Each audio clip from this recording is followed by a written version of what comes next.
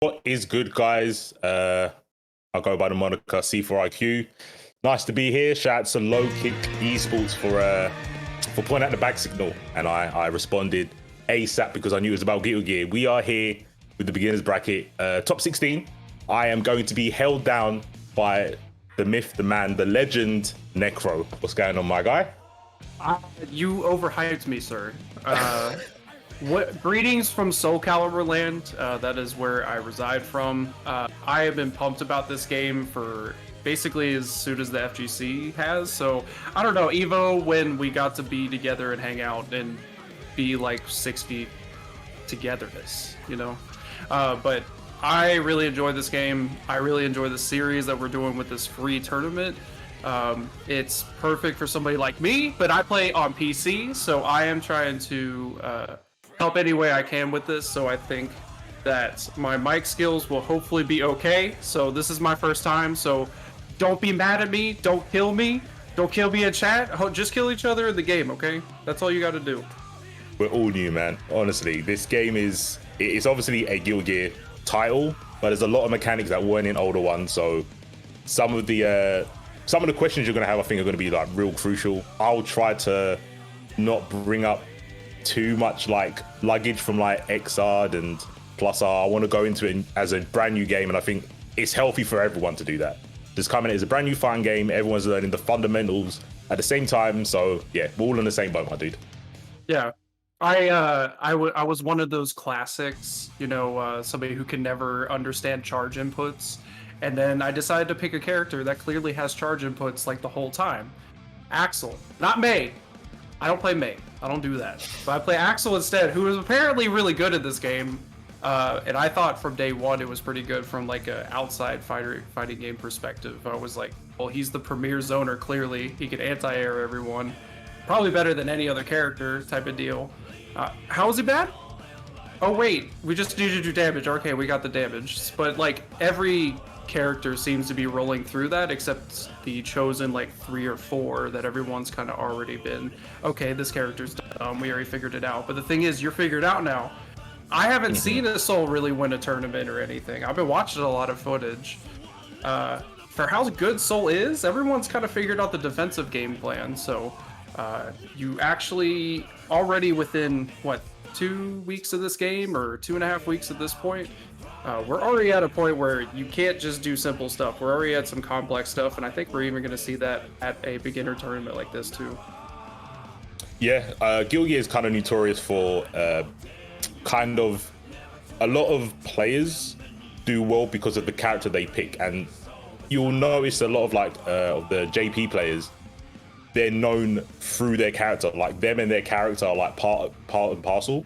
So you've got people like Fab that plays Potemkin, you've got Dogra that used to play Sin, you've got Omito that plays Johnny.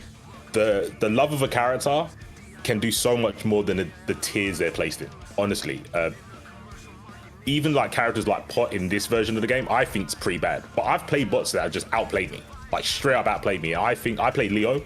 I think Pot Leo is horrendous for Pot. I'm embarrassed if a Pot beats me, but I can get outplayed because that person clearly loves Pot that much. They can overcome bad matchups. So especially at beginner level, don't worry about that.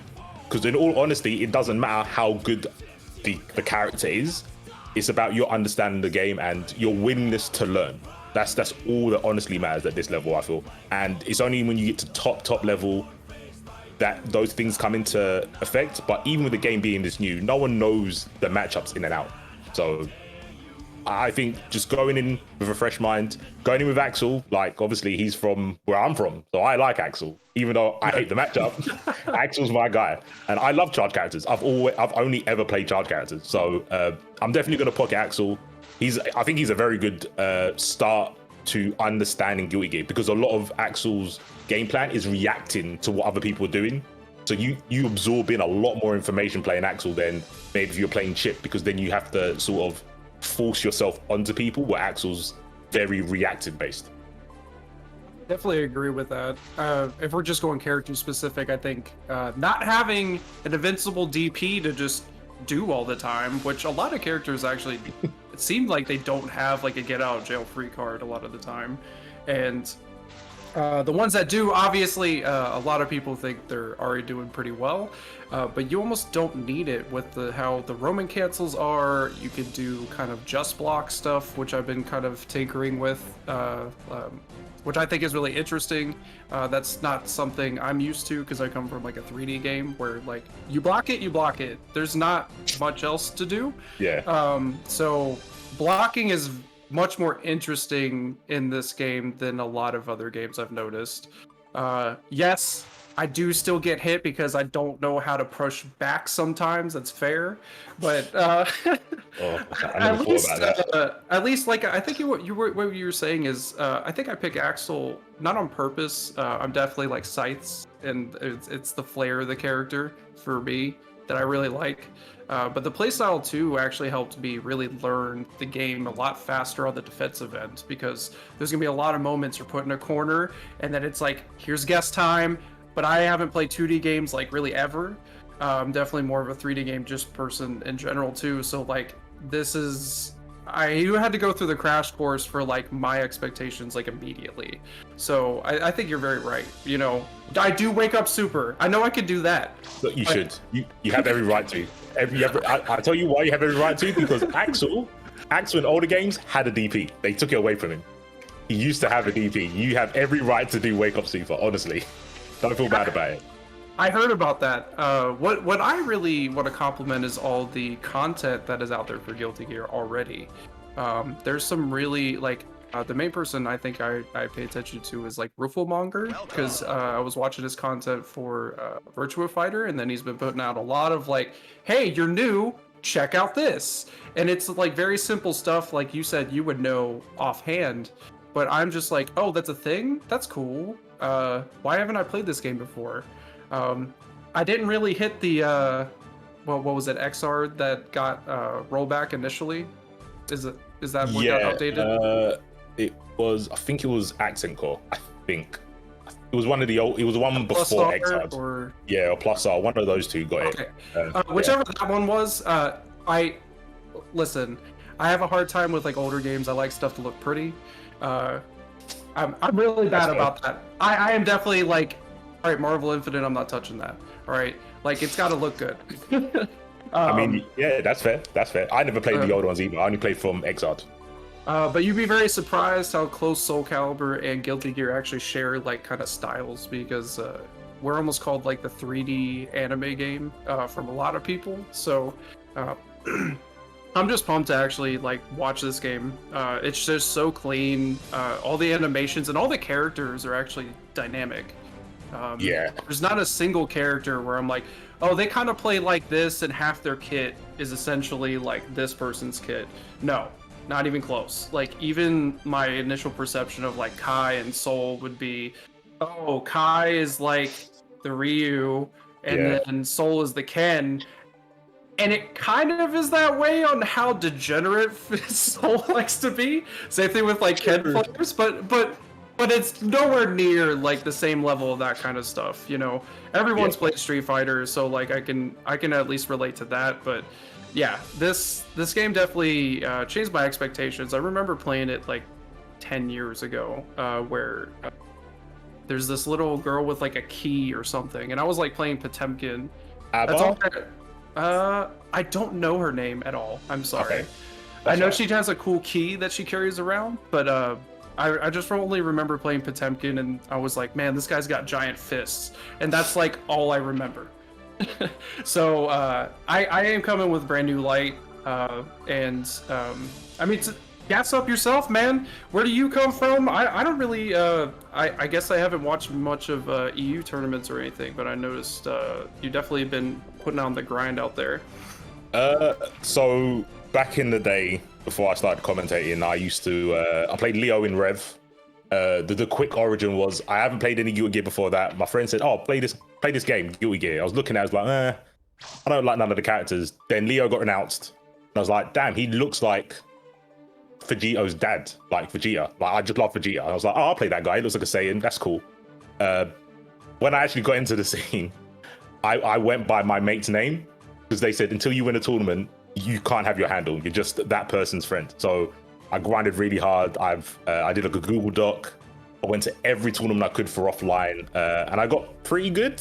I won some tournaments, and then then I just started commentating, and I've been drawn back because Leo has been announced in Strife, and I was like, okay, I'm gonna have to do this all again. So I guess because of my previous accolades, a lot of people kind of threw me into like commentary because I can kind of talk about the game. I'm doing basically the same thing. Is instead of competing, I'm just commentating. But I've got a Google Doc, and everything I find about Leo, how to beat him, how to use him, some of the basic like universal mechanics like backdashing and how to use the RC system, I'm putting all in a Google Doc. So, but I know, like you said, like people like Ruthmonger are doing very good like beginner stuff, where mine's kind of at the moment is all scattered because I'm in the same place as everyone else while like learning the game. So it's all just okay. If I put it down, I can't forget, but I need to structure it a bit more. But yeah, I'm just a Leo fanboy basically that plays Guilty Gear, and I think the game is the best bit for me that kept me playing this game is even when you're on the defense, you normally have more options and more choices to make than the person doing offense, and that's very rare because normally when you're on defense, you just have to accept your fate and wait for your opponent to get bored or do something risky. You've got FD, you've got IB, you've got YRC, you've got burst, you've got backdashes that are invincible in frame one. You can do anything you want on defense.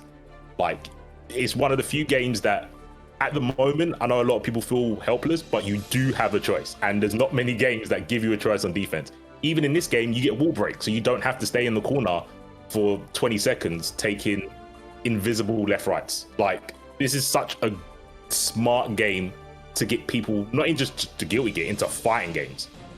So yeah, and that's why I'm here, because I just want to promote this game, and it's cool to have people like yourself.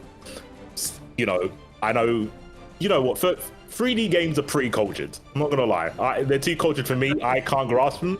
So it's nice to see like even someone like yourself look at this game and go, it looks all right. So yeah. Someone upstairs did really well with making this game more accessible, because it was a very, very knowledge-based game where face down characters had a different wake up time to face up characters, and then every other character had 2 different wake up times. It was a nightmare. You needed a PhD to be decent at Rev. Yeah, and I don't want that.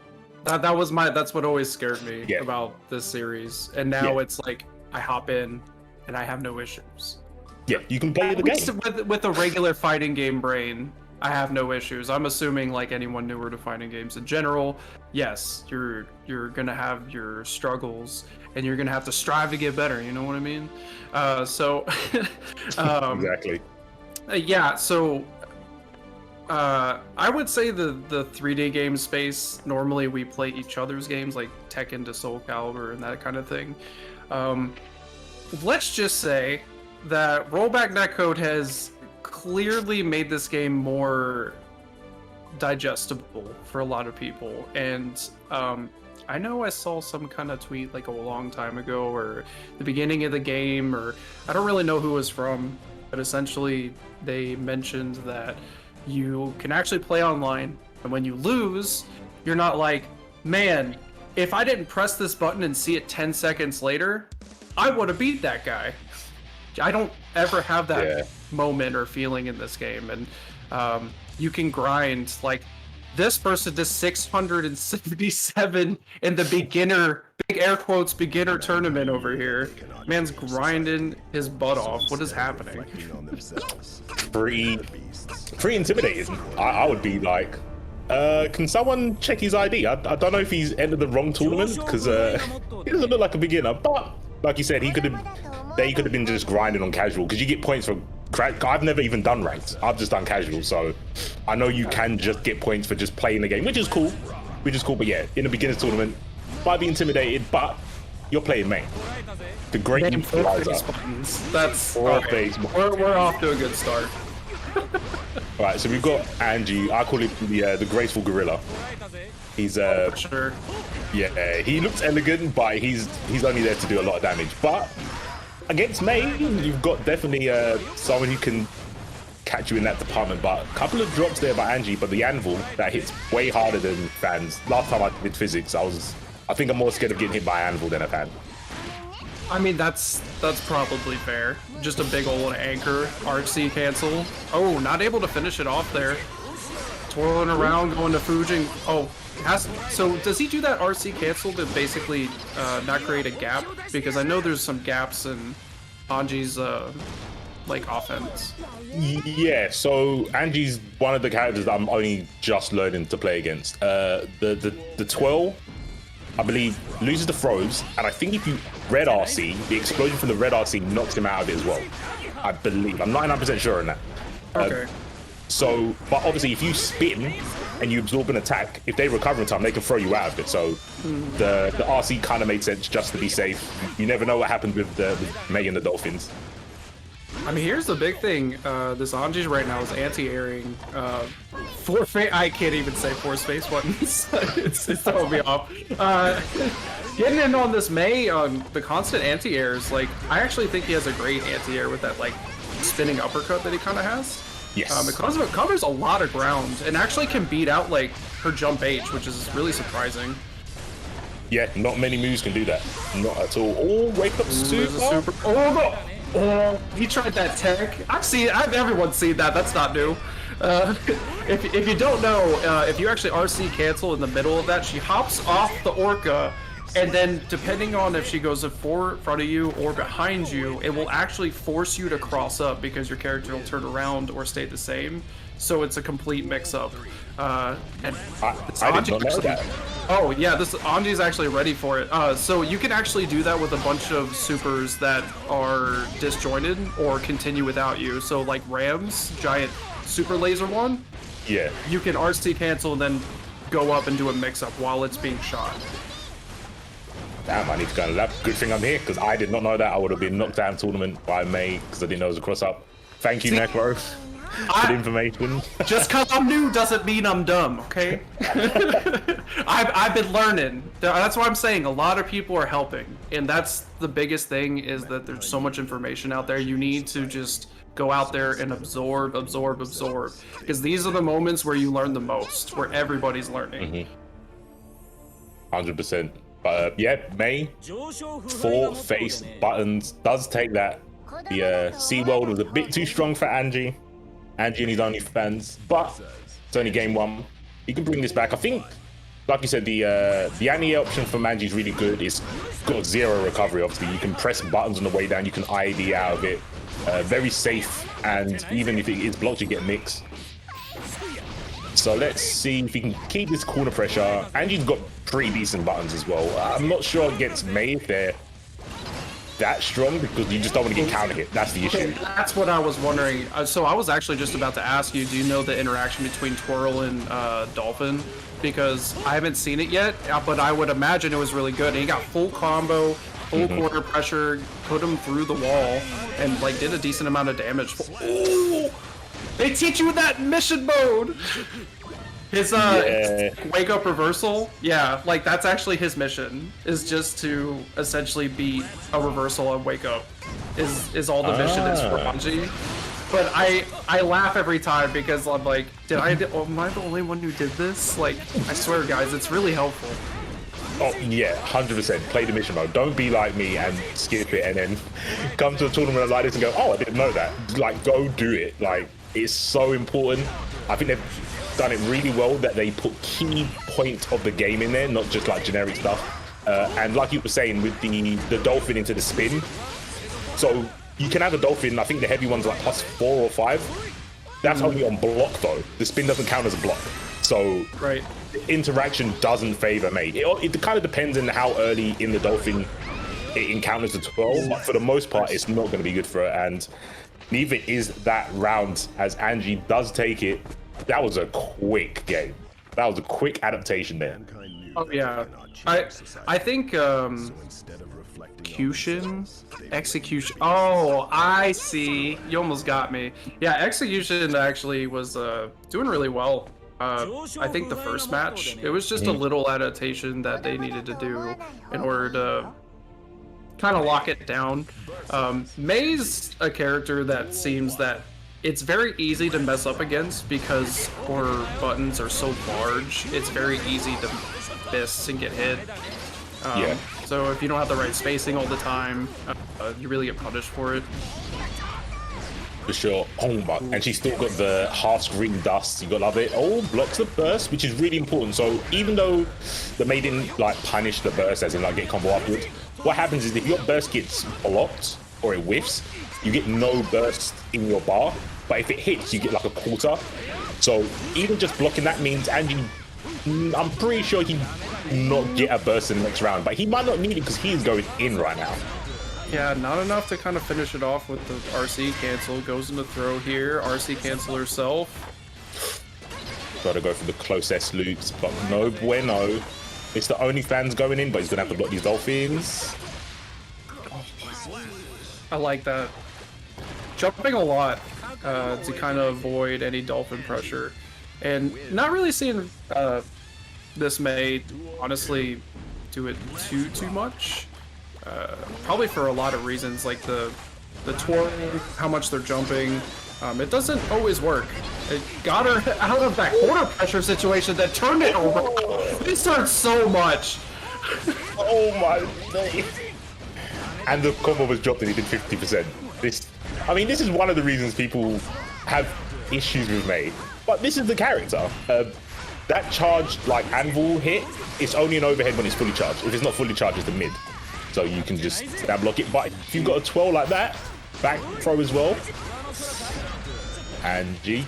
Oh wow, the bus out. It didn't go into a combo, but the mix-up ended up working. Oh, what? Uh-oh. Oh, that's not enough damage, is it? No, it's not enough, but it could be a guess for the game here. Ooh, the sweep! Damn. Execution. Looking clean out here. They all on that twirl at the end. That was Mei's 3K. So it's like a forward move in basically a sweep because it does knock down. It's normally used to get under buttons. That's because it low profiles a lot of stuff. But that was a big call out because if the Mei would have just woke up and went, oh, you're spinning, let me throw you, execution could have lost. But that's the name of the game. There's a lot of things in this game that are unreactable and you have to just make a choice and stick to it. So doing the spin was the correct thing to do. Executioner pulls it back because they lost the first game, I think. I think they lost the first one. They lost the first match, but I mentioned when the second match was starting that they were kind of in control. They just had to make a little adjustments to make sure Mei's not clipping you here and there. Like I was mentioning, because their buttons are so large, it's very, very, very easy to just get clipped, and then you get frustrated because you're like, no, that wasn't supposed to hit, and then you're in your own head, and then all you got to do is just reset one more time, get another match in, and I think they handled it rather well after that point. Yeah, I think one of the biggest things, and this is even, I think something Guilty Gear players have to get used to, is not getting tilted after taking like 50%, because it's going to happen often. The damage in this game is very high. And when you lose 50% because, you know, you jumped, because there's like land recovery, so you can get punished just for jumping. You need to like regain composure and go like, okay, cool. I've lost 50%, but it doesn't mean I can't win. I've still got burst. I've still got all these resources. This game, you're going to see a lot of comebacks because it's actually never over. You've got stuff like the wall mechanic that can give you positive bonus. There's always something you can do, even with a pixel of health. And you can stop yourself from dying with chip, with FD. So yeah, you probably hear it all the time, but in this game, never actually give up. Okay, so this is not the same Angie, right? This is an executioner. Don't believe it is. This should be somebody named RSN. So yes, been seeing a lot of Angies lately, personally, in a lot of NA tournaments, and for how quote-unquote very bottom tier this character is, they still have a lot, and I think that's just a testament to most fighting games anymore. But I guess this is why Soul's good, right? Why he's good, yeah. One like not even big counter hit. That was just I hit you, and you still die. no beater really. Just oh. Yeah. So I would say very much in Guilty Gear, what makes a character good is the difficulty in making bad choices. It's very hard to do something incorrect with Soul. That's why he's good. And like he's saying about Angie, people saying he's pretty bad. He's bad because you have to learn so much to use him effectively. That's kind of the only difference. Yeah, I mean, Soul's got a 5-frame 3K, he's got fire S, he's got a DP that's plus and width. It's hard to make a bad choice with him. So that's kind of why he's top tier. It's not because the tools are like, the damage is different, because Angie can do that much damage. You saw that in the last match, but it's just harder to get around Soul because everything he does in neutral is really strong. So are you saying it's ease of play, or is it low floor, like low floor cap? I wouldn't say it's a low floor cap because I've played like veteran Soul players and they kind of know how to optimize all the options. So say you've got like 5 options with Soul. He's got like really fast buttons, he's got really heavy hitting buttons, he's got fast moving buttons, like screen position. The good like veteran Souls will always use the same button in a situation where people learning the game or just picking up Soul, you'll see them do different things in that situation because they can't do anything wrong, because that's the character. The character, it doesn't matter if you press the wrong button in a situation, it'll probably work. If you do 5k or 6p as an Anya, it doesn't matter. You can do both, where someone like Angie has to be correctly spaced for his DP to work or his 6p to work.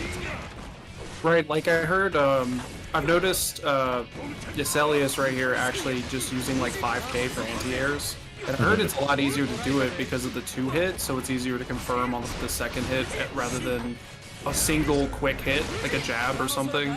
Because that's something I struggle with Axel, is like just doing 5p into resin, so it's just like that's hard for me, you know?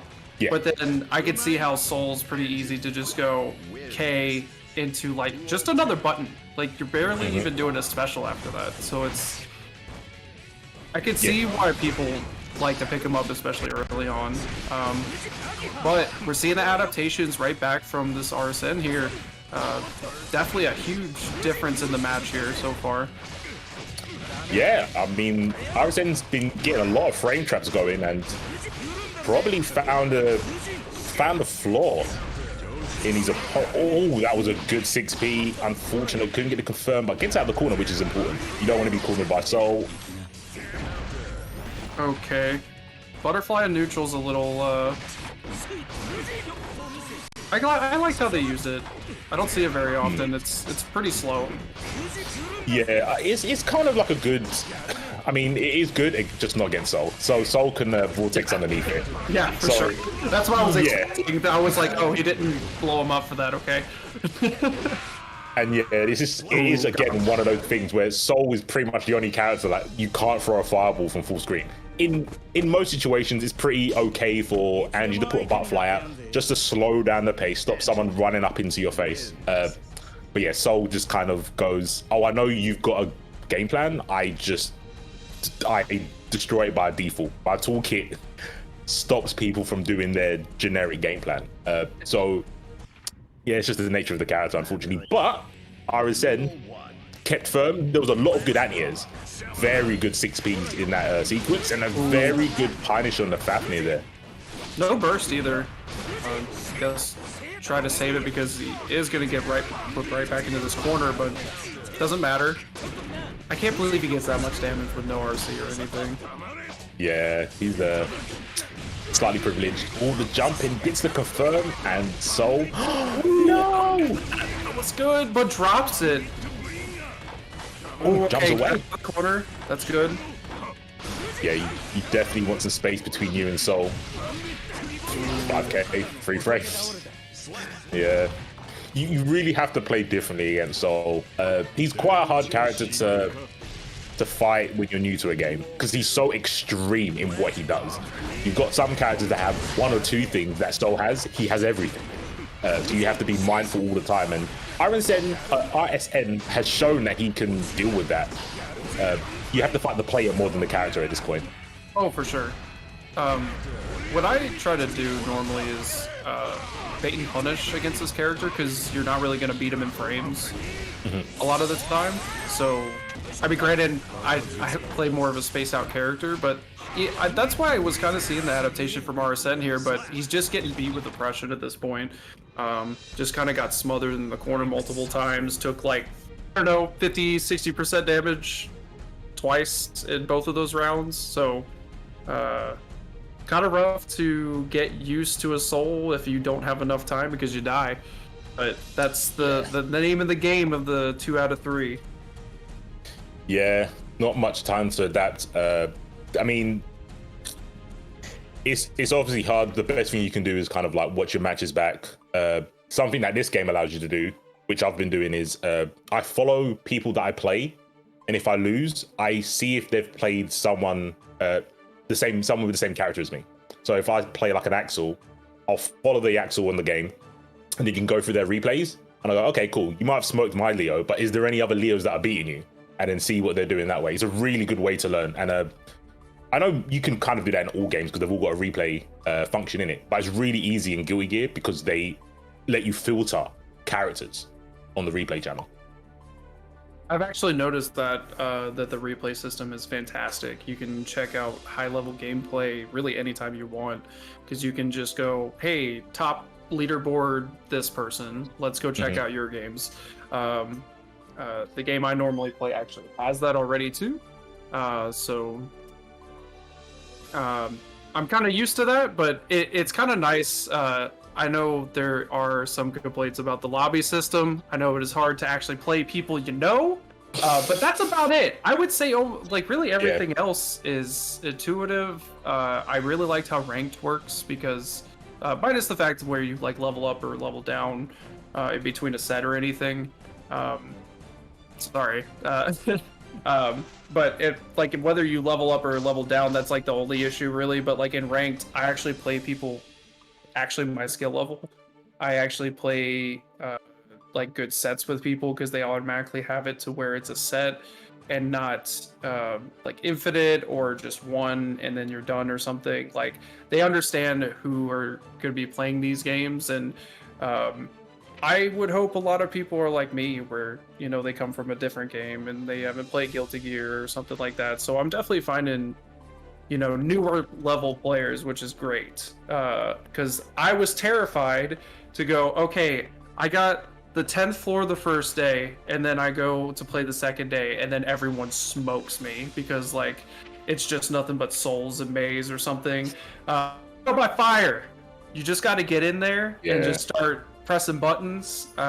Trust me, Axel beginning in this game, it was tough, except against May. You can always jab May, so I could at least beat the so you could actually like 5p and 2p, just May's Dolphin in general. So like she can't just do that against you. And then the moment I figured that out, the situation was much easier against that particular character, and I've just slowly done that with each one. And I think the ones that really interest me the most right now are probably Nago and Chip. I think those are the two characters that I think long term have an obscene amount of stuff they can do that not everybody's doing. And there's only like one or two people really like optimizing the characters to their full potential. And that's just of week 2. We're not talking like, I can't wait to see what this game looks like in like 6 months, a year, couple of years or something, where it's just down to a T and everyone's so perfect. Because the development of a game like this is happening so quickly that I think we'll actually get to like an optimized point a lot faster than people think we are. Yeah, no, I mean, I know we're commentating and normally we just agree, but I honestly do think Chip and Nago are very slept on. I think those two characters are insanely strong, and they're like the long-term strong. So it's going to take someone to break the code and how to play them in specific matchups or how to optimize their damage, and then go, look guys, here's the formula. This is what you're meant to do with this character. Chip has like tools all over the place. Obviously, because of his health being low, they've gone, okay, cool. When you're playing Chip, we want you to feel like you are capable of doing anything.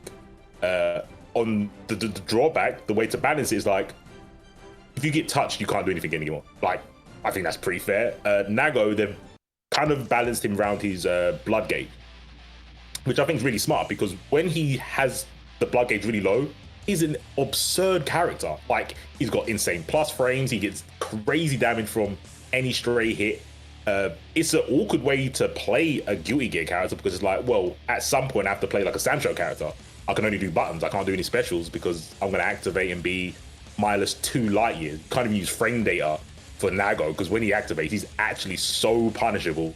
You can run from full screen and hit him. So yeah, those two characters, and we're getting one of them right now, Nago versus my guy Leo. I think this is quite hard for Leo.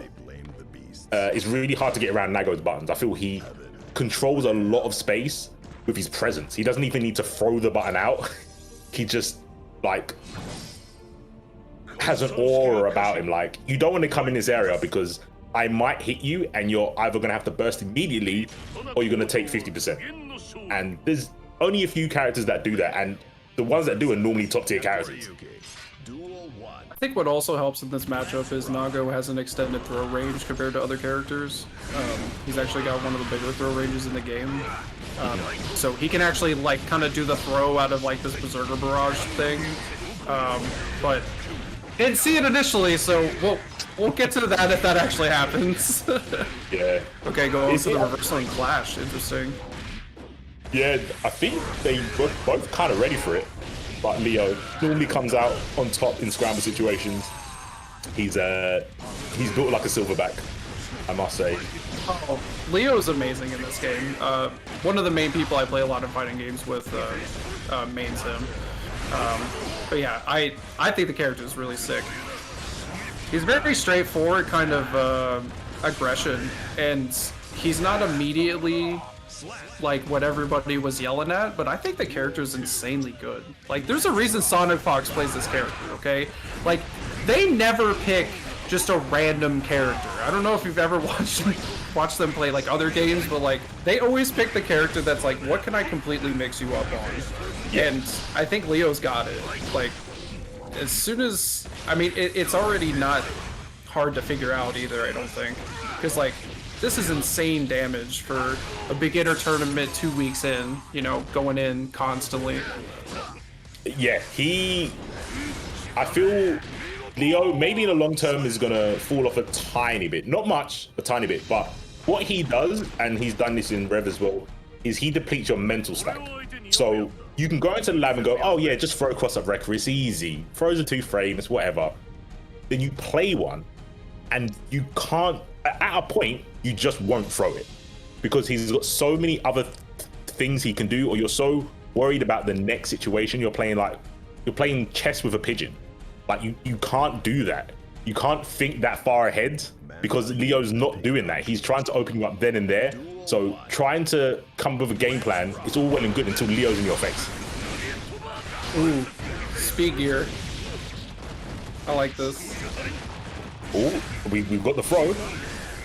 Even if it did happen at 400 miles an hour, and another throw. Okay. This is the fastest game I've ever seen. Imagine this is the actual game. That would be insane. That would all be chip mains. This is like that OG Street Fighter that plays like this. Oh yeah. And yeah, Leo can go from, it's really weird because I don't think there's many charge characters that are, you know, kind of designed as a rushdown. So Leo can go from playing like Guile to someone like Fei Long in a split second, which must be really disorientating to the opponent. That's just gonna be it. We didn't even get a chance to watch that. By the time it caught up, he was already through the batch. Good on Zux. That was pure domination on that one. That's all I could say. That was really good. Yeah, I mean, we did, even at the hyper speed that we saw it, we did see some throws on the cross-up wrecker, but then you've got to be worried about if he's going to flash kick or not. So it's like, do I take the advantage of me reacting to this thing? Most people do, and this game, real quickly, is really hard to get memes. So when you knock someone down, what happens is you go into a situation where you want to put a button on top as they wake up, right? In this game, backdashes are frame 1 to 4 invincible.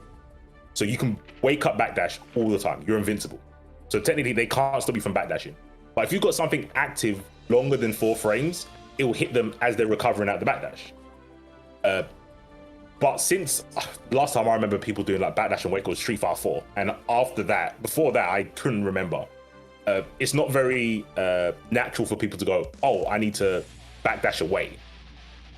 Once people have that idea, there's going to be a lot of like mind games when you knock someone down. Because I'm sure you've seen and everyone's seen people getting grabbed out of their reversals on wake up, like their DPs or their flash kicks. So there's going to be a mind game on, are they going to backdash or are they just going to block and bait? We'll definitely see that adapt. And it'll be cool because even veterans have to get used to this. Because it never used to be like that. You could always wake up DP, not have to worry about it getting thrown. And throws were 1 frame in older games, not 2. So it's a mind game that everyone's going to have to develop, which is really cool. But we've got another Nago here against Big Boy Pot. I have only seen this matchup a couple times. I don't think Potemkin likes it. I don't like what you were mentioning before, that the buttons are so big. You can kind of challenge each other. You know, the 2 characters that don't have forward dashes, Nago kind of has one anyway, so I wonder if like the armor is going to kind of pull through, or I would think Nago would kind of be at the better end of these things, but they have similar damage, so... Yeah, I agree. I think the only good thing in this matchup for Pot is Nago doesn't do really quick consecutive hits, right? So Hammerfall, the move where he moves forward and he punches his hands together, that's got 1 hit of armor. So he has a chance getting in on Nago, but right now that is not happening. Super on wake up of the Pot, but he blocked. What's that? I mean, it works. It works. You know, you're way smarter than I am. Just super RC cancel. I don't know. Okay, I just got him. The most expensive frame trap I think I've ever seen. I respect it because it worked and he got the win for it.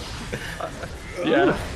Yeah, so that's the hotness. So FNTR, shout outs to you. He taught me this Nago thing. So if you actually 6 heavy slash into his back teleport, you're actually +3. So then you can just throw out another button, which he did and got a big counter hit for it. Ah, okay. I did not know that. Yeah, so his dashes, or specifically I think it's just the back one, cancels out of like his heavy slashes. It makes him like plus, or like a much better situation. So like that's where the frame trapping really comes into play. That was disgusting. Yeah, it's unfortunate how Pot is kind of like a lackluster grappler, because every other character that's got command grab has like some sort of really interesting way to get their command grab. You've got the bite from Nago, you've got Zato who's got the oppose and he's got a command grab, you've got May who's got Dolphin or command grab, you've got Soul with a command grab. Potts does insane damage, don't get me wrong, but with the mobility deficit on his side compared to everyone else, it's very hard to get him, even with the car run. So what you saw there is the thing I just explained. You can actually challenge the teleport. So it's not invulnerable. You can just hit it, just like Chip's teleport, stuff like that. I'm glad that went through the wall. Nago's super is a little finicky sometimes, but he actually challenged it that time. Too bad he got blown up on the wall for it, though. RC cancel, still gets punched in the face, but 6B is going to finish it off there. Yeah, very nice. Just, you know, standing their ground. Nago's really good at doing that. Very strong buttons that lead into a lot. Pot is just going to struggle. He does this in a lot of matchups where he has to guess on what the opponent's going to do before they do it. Slide is a good way to, you know, give you a chance to think about your approach. But when the opponent's on the offensive, you've got to be careful. But Nago's blood gauge is very high, so let's see if that comes into play. Nago probably, yeah, there it is. So the 2H is probably one of the few buttons that can actually challenge that move really well. Ooh, that was sick. Very clean there. Gets the heat knuckle in the corner position here. Oh, Necro. Oh no, he didn't make a fist backwards. What just happened? I actually have no idea what had just happened. Oh no. Punish? Ooh, okay. Just go for super. Put your mask back on. I'm a fool. Okay. 2H gets blocked. Yeah, there we go. Mega fist. Mega fist. There we go. Very strong button. Probably just winning with a chip kill. Yeah. Oh, yeah. That's a good point. Yeah. Because that's the big thing about the blood is if you're at lower health, it puts you to chip damage level. So like you're just in bad shape if you kind of get in that position. So much damage. Now, yeah, I was about to say right now, Nago looking very good. A lot of bar, not much in the blood gauge department. Gets out of the corner, 100 tension here. Okay, slow him down. Oh no, he tried to challenge with the button while he was still kind of stopped in time. Okay. Oh no, the jump in. And the range. Nago just has a kind of the top trump on Pot there. The buttons, I think Pot does have like really bar hitting buttons, but the speed of him is what's important in this matchup. And Nago's are just way too quick. And in the split second, Nago can, like you said, when you talked about like the teleport, backwards, forwards, so many options. You can't just sit there because you get command grabbed. He's one of the characters where blocking sometimes is the worst thing you could do. You have to kind of make Nago whiff their normals, but obviously that's insanely hard because they just cover so much of the screen. Right. And I think right at the end there, that little interaction, it's one of the things you have to learn in the Nago matchup, especially you think you're safe from the corner, but his corner pressure is actually like a quarter screen. So you're not really safe in those instances, especially if they have more blood. They could easily reach you with just like a 5H or anything like that. So right at the end there, it was still that situation where you had to punish the teleport and not afterwards. So he went for a move, but didn't react in time for the teleport, so then he got clipped out with like the 6H. That's where I think like long-term Nago's just going to be nuts because it's always a guess in so many situations. And I think the only downfall that character has, the only one, is when you get put in a corner, you got jab. Like you don't have a lot of ways. I mean, you got to be really good at the throw defense game because you put him back in that corner, like you're in good shape. But I think especially as people get more adept at, like I said, kind of the different blocking systems or yellow RC especially, because I think the big thing about RC in this game is it can cover the bad part of the character. So whatever the character lacks, you can use RC to essentially fill that gap. I think the only time where somebody kind of says something otherwise is when a character has too many of those instances. But almost every character right now, there's like RC can fix the one huge hole they have. And I think that's like the biggest thing is we're still not seeing like the yellow RCs from like a bunch of Nagos or Potemkins especially. I think that would really help them is they need to maybe not use RC so much offensively, but defensively. But like you were talking about earlier, he doesn't really have a good way besides, you know, big armor move, RC cancel throw. Like that's what I got to get in. Like I have to use whole half stick a meter to kind of get there with it. That's asking a lot. So they're gonna have to get a little bit more creative with the RC system and the drift system because you get in that one time, it's enough damage normally. But I don't think he also can't keep the pressure. There's not much he can do to make sure you stay in a corner or don't jump or don't do this. It's always a call out, and I think that always balances grapplers in the first place. But I don't know. I've heard a lot of if Potemkin's good, this game is scary. So, and I remember Beta 1. All right, I'm sure you play 2C4, but I played Beta 1 personally. I thought Pot was fine. I actually really think Pot's bad in this game. I actually really think he's bad. Quickly, because I think a grappler that can't stop you from up back in is a bad grappler. And Heat Knuckle doesn't stop you from jumping. It's cool when it hits, but you can block it. So I think Pot's having really hard in this game. Two characters that don't have it hard in this game are Mei and Leo, everyone's favorite characters. You're very right on that, Dust. The range on that I've never noticed is just so large. It's I have flashbacks. It used to be like that in Rev as well, and it's like, but she's got really stubby arms. Why is it reaching so far? I can't comprehend it. She needs damage though, because it's Mei, you know. Ooh. Totally. Okay, try to get back over here. And there we He go. gets thrown. Overhead kiss. I believe that was the command grab. I can't. The animations are throwing me off because I think that was the command grab. I'm not too sure. Either way, the throw mix. It's, do I block and wait for Dolphin, or do I try to escape so I don't get thrown? It's the main classic. Okay. Oh, using the throw of your own. Let's go. Gold burst. Gets 100 tension. Okay. So how do you? Oh, so what is the gold burst actually? I didn't know there was a difference. Okay, so I need to double check. I've heard that the gold burst is punishable in this game, but the difference is on hit. So if a gold burst hits the opponent, you get 100 tension, just straight up. There you go, bang, 100 tension. You can do whatever you want with it. With a blue burst, you don't get that. The difference in between when they come out is a gold burst can only be done as a reversal on wake up or in neutral. So if you're blocking, you can't get a gold burst. You can only get a blue one like that. So almost like an offensive burst.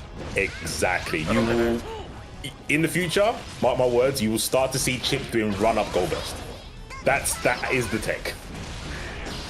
I fear already because I hate that matchup already. I don't need more reasons. Yeah, it's so obnoxious. I hate when people doing this. Like, I would have done the same thing there, because sometimes you just need bar. And what you were saying earlier about meter, I feel, and I always try to push this point, is you might have matchups and stuff, but if you've got tension, every matchup is 5-5. For a lot of characters, especially. Yeah. Like, meter fixes so many things for so many characters. But right For now, sure.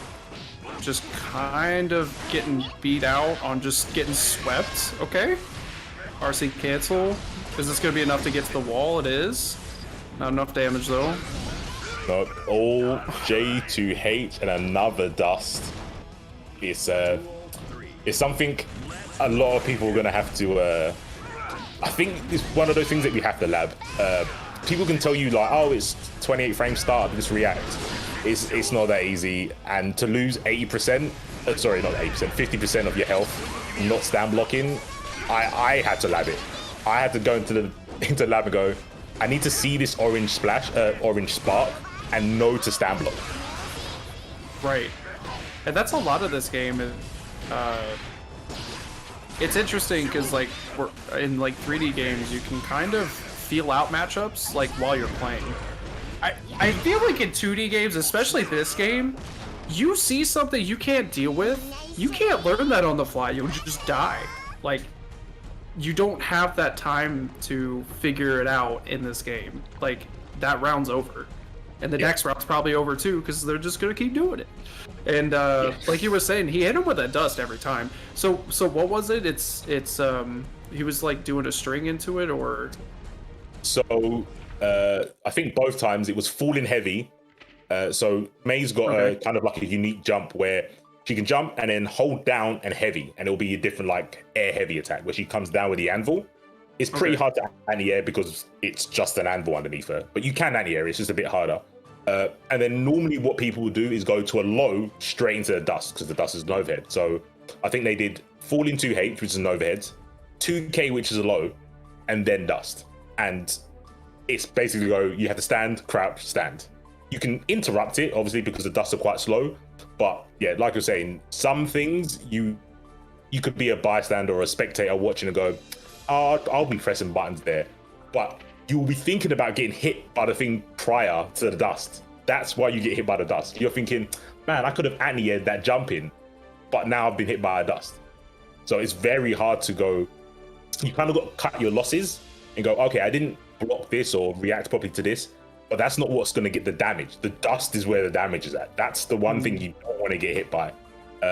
And yeah, I think I played a little bit of Soul Calibur, and everyone told me to you learn as you play. And in Guilty Gear, I'm like, you need to go to the lab. Like you need to watch your matches back. I mean, it's still a fighting game. You still lab. I'm just saying, in 3D games, stuff is more intuitive.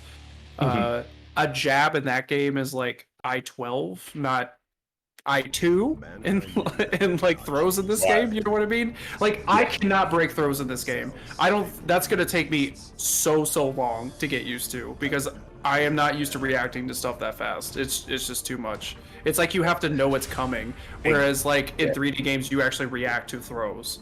So like, don't feel bad. Honestly, no one can react. What you do is you get a feel of intent. You react to the intent of someone trying to throw you. You can't react to the throw. So you'll see someone run and you're like, you're running to throw me. You're not running to keep pressuring me with buttons because you could do that at any range.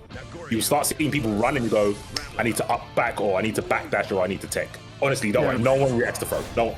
okay. Normally, Because I thought I was like, I feel like I'm doing this wrong because reacting is not getting there. But yeah. Don't worry about it. We're all human. You can't react to it. If anyone told you they're reacting, they're lying. They just know who they're playing. Okay, so we got Titanic. Oh my gosh, why are these names throwing me off so badly? I am not used to anime player names yet. Yeah, that looks like a Pokemon that I'm just not seeing yet. Titanic Turtle. Titanic Turtle. English is hard enough, guys. Yes. It's my only language and I suck at it. But they take the first round. Ram Lethal, really good character, especially early on right now, where it's just hard to defend against this character, especially in the corner. And again, like I was mentioned earlier, this is Nago's worst part about the character is getting put in the corner. And this character, like Ram, is designed for this. But can kind of turn it around themselves and start doing combos in the corner themselves. But okay, I thought he would put him back in the. Yeah. Oh, the yellow FC. Come again. Oh, but yeah, it was always on the table. Ram run up 2D, but there was a good sequence there. But like you said, Ram and if we go back to what we were saying about Soul, Ram finds it hard to make bad choices. Fire S into 5H is normally the right thing to do, as we're seeing there. 5S, 5H, run up throw. Oh, but punish. But it's punishable. Or is it not safe to do that because of some of the follow-ups you think you can do? It's kind of like a mind game because if the Ram decides to throw the sword out after the 5H, there's only a 1 frame gap in there. But normally the 5H on its own is just unsafe. Nice throw. Good yeah. I like this. No burst to get him out, but drop. Oh, was this baited? Wait, super? Oh no! It wasn't baited. Fell for the oldest trick of the book. Just wake up super. Yeah, it's gonna work until people have their meetings down or a real setup. And obviously supers, or they're called overdrives in Guilty Gear, but basically super. No, it's cool. I call them supers because why would you call them overdrives? Everyone knows what a super is. Yeah. You can't throw those. So even if you go for a meaty throw and someone's wake up, the overdrive super will always win. And if you mistime the meaty at all, the risk reward is very much in your favor when you go for it, I think. Yeah. Okay. Good combo, but drops the last bit of it. See it? Oh, they drop it again. No, unfortunate. Need to convert for these. There it is. Luckily, he got the third counter hit and finished him off. I mean, you know what? It would have been ideal if they had the combo, but it shows that they're paying attention to the jumps. And Ram's got really good jumping, so to anti-end that consistently is promise. But yeah, getting the combo off of it afterwards would be a lot easier, would make matches a lot harder for their opponent to come back on. And here we go, this is Ram. No. We like to call those American resets, where you drop the combo and then are able to hit them right after because they're not ready, because they're thinking you're going to keep comboing them, right? Yeah, the classic, right? It's a real skill. It's a real skill, I promise. The mind game. It's meter efficient, right? Just don't use your meter. Yeah, it makes sense. It's like an intentional drop, but just not the intentional part. Ooh, I like that. Yeah, that was a nice combo 6P. off of that too. Jeez, he gets so much off of 6P actually. Yeah. I don't think every character. Well, no, I know this for sure because Plot can't. Not every character can get something off of their 6P. they can't cancel into it, or the move that can be. Is this gonna kill? I think it is. I hope it does. Yeah. So, if anyone's been paying attention on Twitter, Nago's super. One, if you hit it max range, it just hits them and doesn't go into the animation. If you hit too far above yourself, you will like Ram can just fall out of it while it's happening. I think I saw someone tweet that. I thought it was like a bug or something, right? He does the whole animation in the air, but the character's not in there, right? The opponent's not in it. Or if you're really close to the wall like he was before, and you hit it farther up and they still get hit by all of it, they'll fall behind you instead of not hitting the wall and getting broken.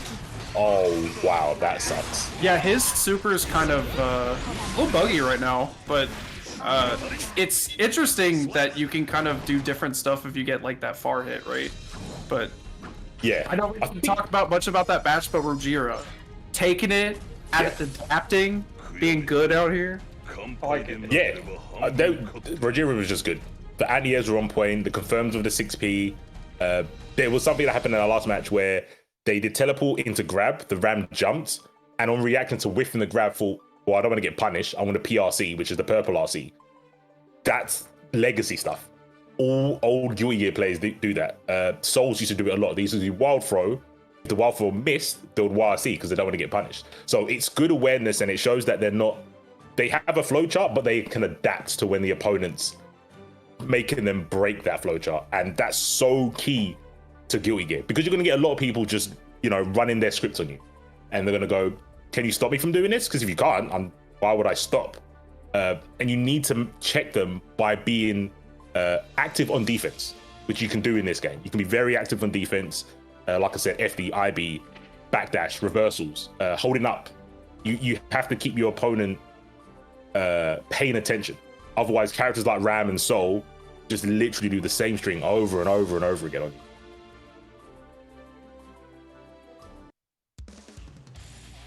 So who we got next? Who's rolling in? Oh, we got some more Soul. We got RSM back here on the Aji too. Indeed. I think this is a new Soul, Arnat. Don't think we've had Arnat.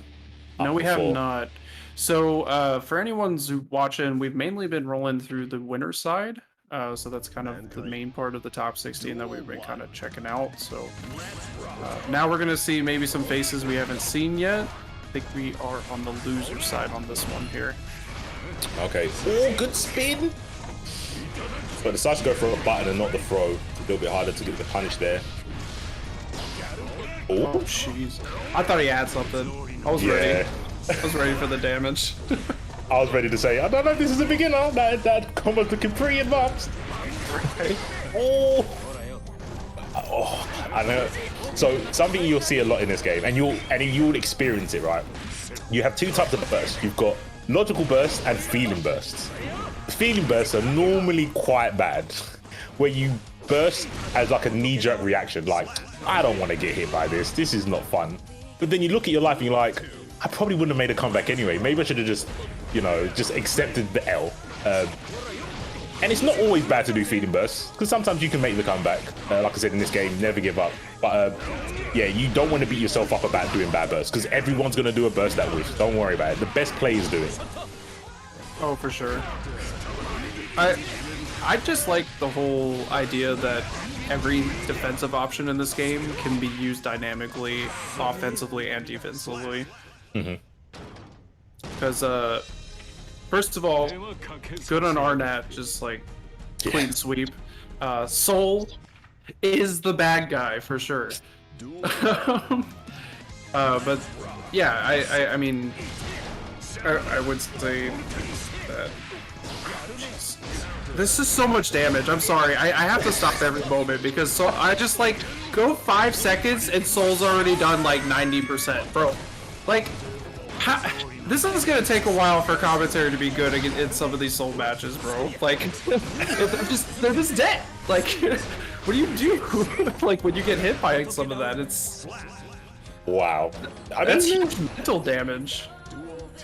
Yeah, this is very frustrating, because Soul is one of those characters that can make a good beginner, bad, veteran player all look the same. They're just so oppressive, and you don't really have a chance to, you know, counter Soul once he's got his momentum. It's very, very hard. Angie not known for having a good frame there as well, but has got the trickery, and there we go.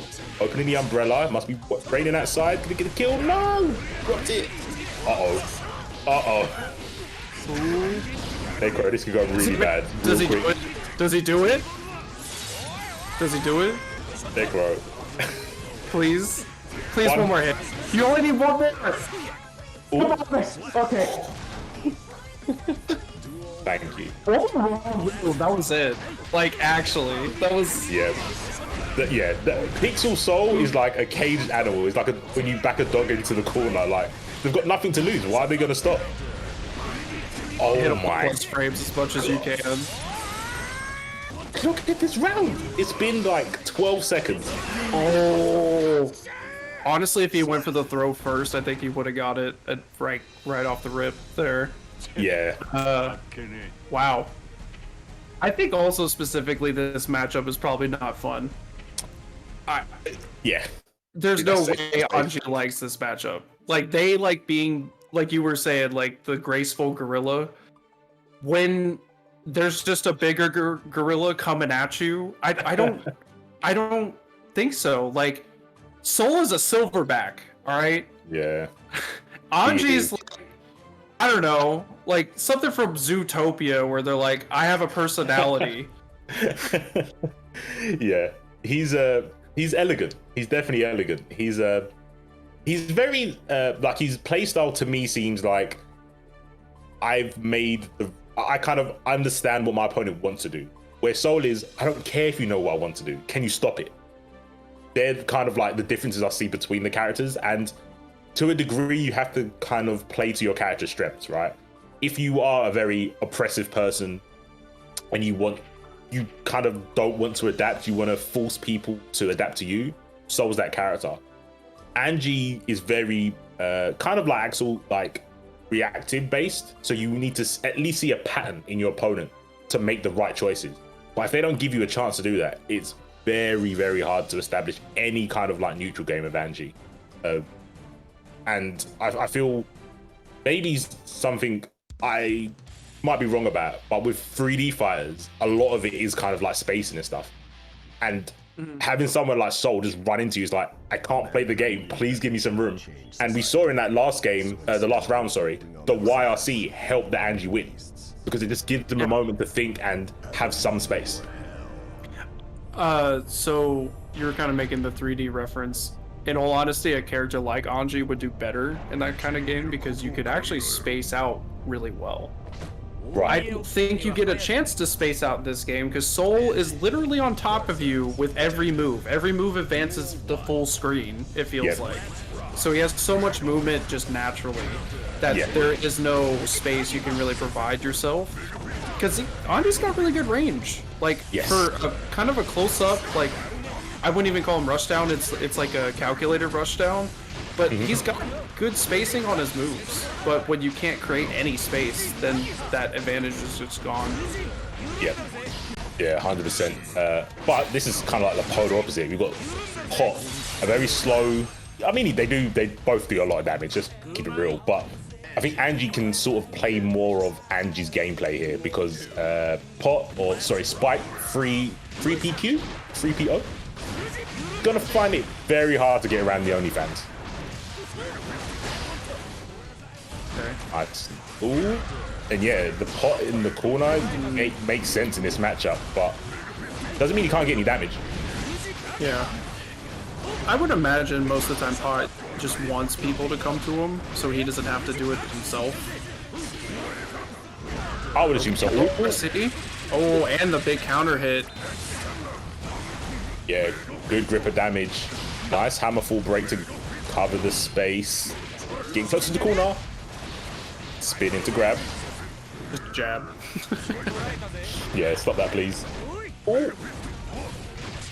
Mega Fist to get in, but gets hit on the way back down, goes into burst. That's punishable. Didn't want it, won anyway. Yeah, I think, like you pointed out, that is punishable. Sometimes in a new game, I feel a lot of people just back away when they block something because they don't know. And even in this game, when you pay attention, the best thing to do is to do that, right? So if the pot had bar, you do kind of want to jump away because you're like, they might RC, they might hit me with a really weird frame trap. So I guess it is like good practice just to jump away, but paying attention, you would have seen that, oh, they don't have bar, they can't do anything here. This is punishable. And hopefully people just kind of make a memory to like look at all the resources before they pick an action. Okay. So now we got him back in the corner pressure here. Oh no, don't put yourself in that situation. Oh, Mega Fist. So you don't get anything off of that on counter hit? Or was that not a counter hit? I believe you do in the corner. I'm sure you do get a combo off of it. Okay, there's the RC cancel that you were mentioning off that move there. Yeah, I would imagine Twirl's pretty good against most of his buttons. Yeah, I'm not sure what you can do. I mean, so technically, Pop could do a button and then go straight into Pop Buster. I think that would beat the 12 because the 12's not throwing. So if the Pop recognized that they were twirling through like a button and went straight into Pop Buster, I don't think Angie can do anything about it. But so that twirl on jab wasn't real, you're saying, but he would have to do like a throw? Yeah, he would have to cancel. Yeah, because you can't cancel a normal into a regular throw, but 5P, S, they're all cancelable into a special, and the command grab counts as a special. So that should work. I've not labbed it myself, but on paper that should work. Yeah, you should be able to cancel the normal into the command grab, but command grab with pot is half circle back forward, and you're gonna have to do that as soon as you see the 12. It's hard. It's obviously not easy because everyone will be doing it. Maybe something like Mega Fist just to get out of the space could be an option as well. But this is something you have to take to lab. I'm just throwing ideas out. I don't know if any of them are any good, but this is normally how I go into lab. I'll have some ideas, go into lab, put on loads of recordings and see what the best option is. And that's always kind of what you got to do, especially with a game like this. You really got to just hit the training mode, do the missions. You know, they give you some free stuff to at least get into the game, and I think the missions give you some matchup specific stuff to at least get a base off of. Like Leo's is like to throw the berserker thing. Like that's why everybody talks about that one, I think, where, you know, they kind of teach you to do that. We're mentioning like a good player is also going to mix that up, so it's good to always be ready for it, but realize that when you're actually playing a real person, a real human being, they like to do things predictably. You know, it depends who it is. It does. But yeah, and it very much depends on your character. Like if you're like an Axel, all you're going to be doing is paying attention to what your opponent is doing. You're not going to be really the aggressor a lot of the time, but you can be if you really want to. You can definitely play him in that kind of sense. And someone with other characters, maybe they're not as dynamic as like you're not going to play Soul as a zoner. Like I understand that, but like there's going to be more play styles than it seems, especially with like a character like Anji, especially with a character like Nago, especially characters like Chip. I think these characters who could be even more dynamic, we're just going to see more and more from. And at a beginner tournament level like this, we will see them kind of struggle on defense, but once they kind of get their offense going, it's good.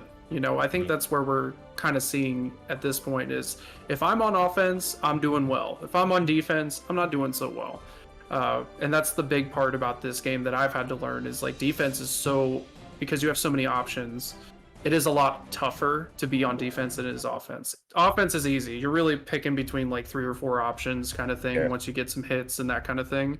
But always on defense, like you really got to be clean. Otherwise you take 50% or 60 or 80 or not, or if you're Chip, you die. So like you got to figure it out pretty quick.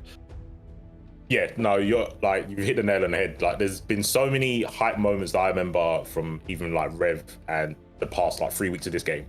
90% of them have been defensive things like IB throw or FD in to make a button whiff and then whiff punishing. like you said, you've got probably more options on defense, but that's where it's scary because you've got so many things to pick from and you don't want to pick the wrong option. Where offense is, oh, I've done this a million times. This is what I've labbed. I've got the muscle memory down. I can do it with my eyes shut. I just need to react to the opponent. So that's where you've got to make a good decision on defense. And a lot of the game revolves around what you do on defense. You're going to see Souls do far rest, run up wild throw. Like, why would you not? It's a good strat. You can't tell you have to show them that, yes, this is strong, but I can stop it. And then you see like a lot of adaptation, which makes the game interesting. And you'll be like, okay, now that you're not going to keep doing far rest because I've shown you that I can stop it, what are you going to do now? And that's when the game opens up. But like you said, in the missions and tutorial, they do show you basically the fundamentals of each character, how to stop them. Like you said, Leo with the cross-up wrecker. I think they do tell you how to stop Maze Dolphin, I think. I hope they do. They should. If they don't, they definitely should. I don't remember that one specifically, but there's two of them, and I'm hoping one of them is some kind of dolphin nonsense. But there's no frame data in the game, so they didn't really go into something like that. I think it's just make sure you try to punish the one, or something like that. I'd have to go back at it. I just only remember a few, to be honest, because I did it like day one and then didn't touch it.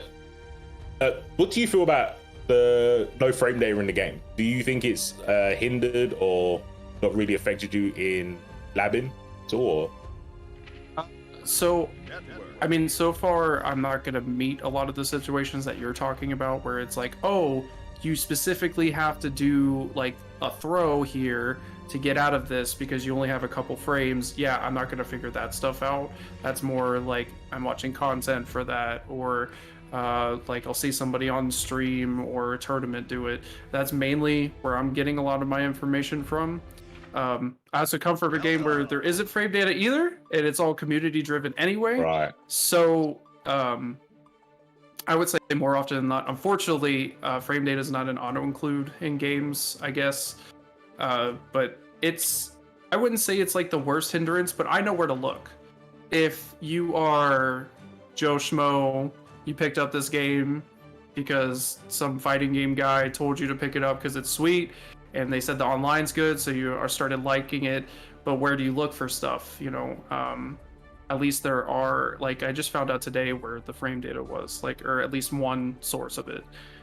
It just takes time. You actually have to, like, and I know some people who play the game in tournaments are pretty decent, and that's the only reason I knew, you know. It would be kind of nice if it was just there. You just look at it while you're labbing, you can actually just see it on the screen.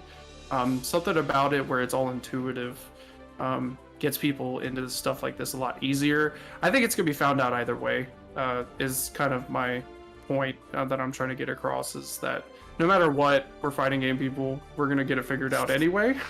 Yeah. All it does is it hinders the folks that won't search out. They won't, you know, like, they're just trying to figure out how the game is. But I think the game is so fun, and again with the online, I think more people are gonna be like that anyway, like to go out and search for what they need. Yeah, I think I only know one resource. It's like a Google spreadsheet done by like 5 or 6 people. And Dustloop is a pretty good resource for most anime games. Yep. Yeah, they're really good. I think after like day 5, they was like updating all the frame data, recovery, startup, stuff like proration, which no one needs to know about proration, honestly. Top level players don't know about proration.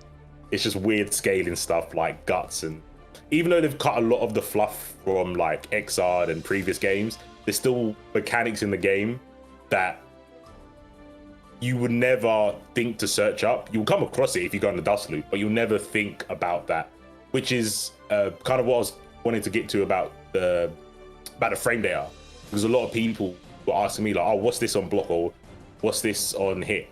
And when I started training to play, not like doing the Red Bull stuff, I know from experience, frame data can really cripple you in the match, because as soon as you know something's plus, you're like, I don't want to press anything.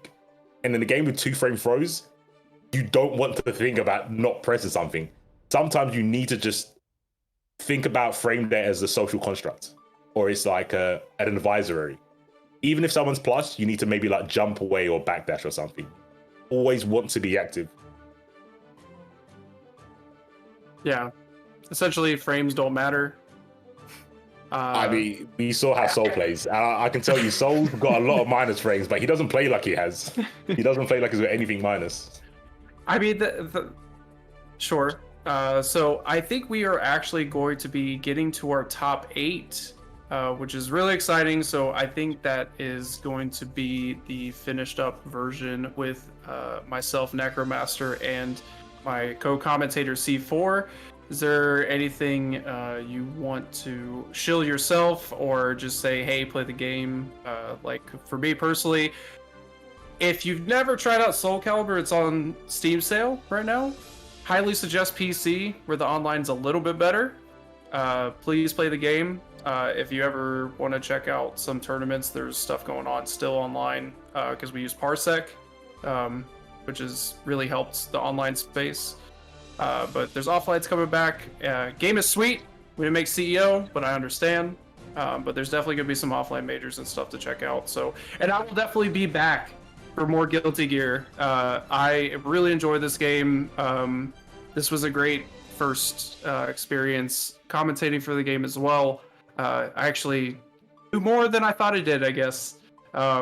Especially when you mentioned like, oh, I didn't know that. I was like, sweet, I know. All right. Definitely. But it was a pleasure meeting you, man.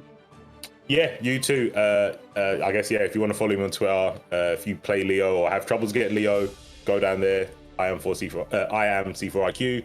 Well, like a Google Doc, can I help out? And definitely keep supporting events like this. Kick Esports, putting on beginners tournaments is so crucial to keep people in the game, because it's not going to be fun playing against a level 4 million soul. It's just not going to be fun. It's really cool to have people at the same level, learning at the same pace. So yeah, shout out to them, give them a follow, stay tuned for top 8. And yeah, thank you, Necromaster, for carrying me in commentary. Thank you so much, my dude. Carrying you. Oh, jeez. Yeah. You could stroke my back a little bit more if you want. But we are going to be out of here. So have fun with top 8, guys. Have fun. See you later, guys.